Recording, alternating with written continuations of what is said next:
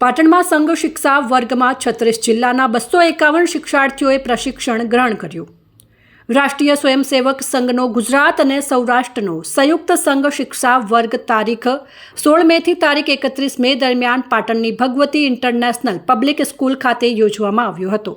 આ વર્ગમાં કુલ 10 વિભાગના 36 જિલ્લાઓમાંથી કુલ 251 શિક્ષાર્થીઓ સાથે કુલ 32 શિક્ષકો દ્વારા સંઘ કાર્ય વિસ્તાર અને દ્રઢીકરણ સાથે આ સંઘ શિક્ષા વર્ગના સાર્વજનિક સમારોહ કાર્યક્રમ નોર્થ ગુજરાત એજ્યુકેશન સોસાયટીના કોલેજ કેમ્પસ ખાતે કરવામાં આવ્યો હતો.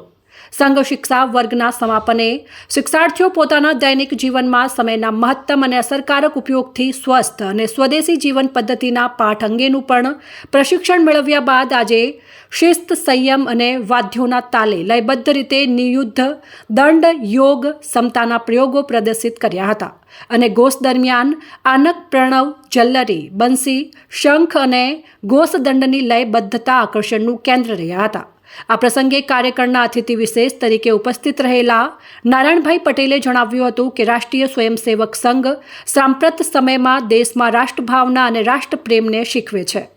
દેશમાં કોઈપણ આપત્તિ વખતે સંઘનો સ્વયંસેવક સમાજ સેવામાં તત્પર જોવા મળે છે. તેમણે ભારતની ઓળખ આપતા જણાવ્યું કે આજે પ્રત્યેક ગામના પાદરે ગામ, ગાય, બહેનો માટે ખપી જનારા પૂજાય છે, પરંતુ આજે પણ આ ભાવના નેશન ફર્સ્ટના પાઠ સંઘ શીખવી રહ્યું છે, જે પ્રત્યક્ષ સમાજ વચ્ચે આજે જોયું છે.